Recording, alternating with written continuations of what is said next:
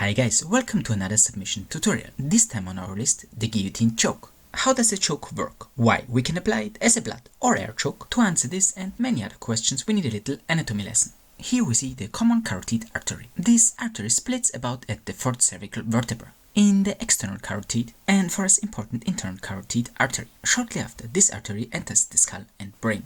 These arteries are present on the left and right side of the body. I guess you know right now why it's called blood choke, because we try to compress these arteries. Now, all step by step, we start in a standing position.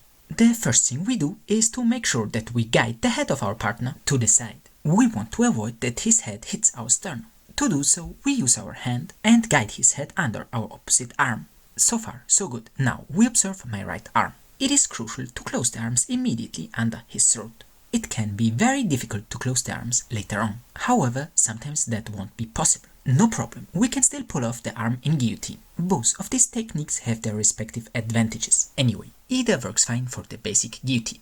Okay, once again, our partner is coming in, we push the head to the side under our arm. Try to wrap the neck immediately nice and tight. Let's take a faster look from a very open angle. Okay, now the hand positioning. Here you can see the most frequently used grip these days.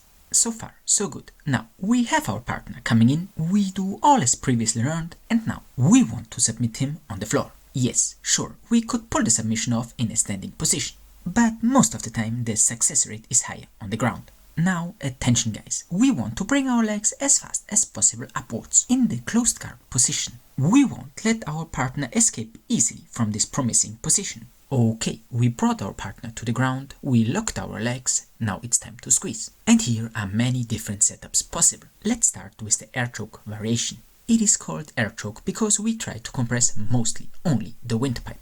Now, to finish the most basic, but probably also the most used form of the guillotine, we push with our legs upwards and backwards. At the same time, we pull with our hands as well upwards and backwards. We try to compress the windpipe and the adjacent tissue with the smallest possible area of our radial bone. Guys, that's your guillotine choke, but there are many different variations. Here, really quick a more advanced variation. Now, we make the predominantly air choke from before more a blood choke. Everything stays virtually identical, but we change the hand positioning and we kind of punch the elbow up. This punch upwards and if possible falling immediately to the side allows us to attack the carotid arteries from the other side as well. However, both methods will force our partner into submission. The blood choke is in general the faster and less painful way. So guys, that was once again everything. I hope you did like the tutorial. If so, don't forget to share, to like and to subscribe.